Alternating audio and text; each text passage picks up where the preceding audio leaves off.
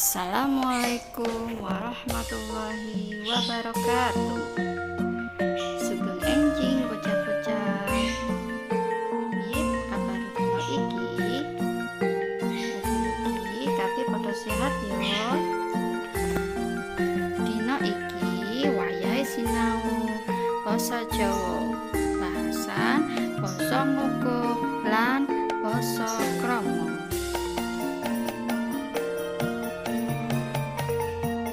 Basa Ngoko yaiku basa sing kanggo awake dhewe lan kanca saumuran. Biasane digawe ngomong karo kanca-kancane sing saumuran utawa sebaya.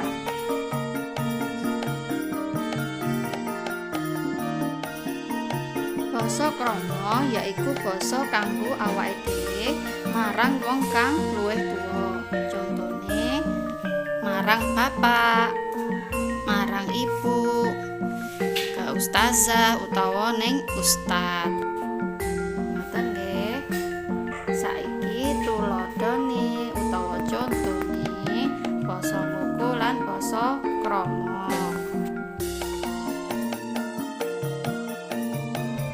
Tuladhane basa Ngoko lan basa Krama. Basa Ngokone durung, basa Kramane dereng. Basa Ngokone aku, Kramane kula.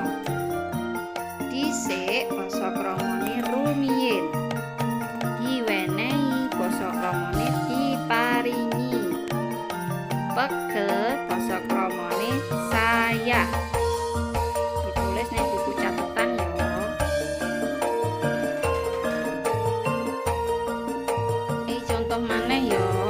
Basa Ngokone lungguh, basa Kramane lenggah.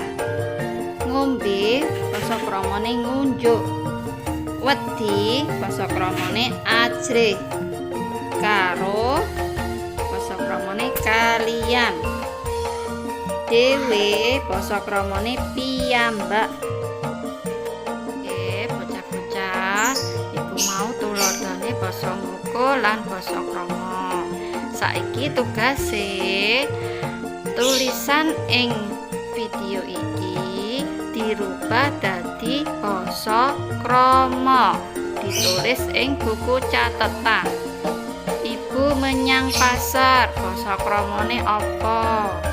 Bapak lagi adus, bapak basa Kramane apa? Alhamdulillah, cukup semono ya bahasan dina iki. Mugi-mugi manfaat. Ustazah akhiri, wassalamualaikum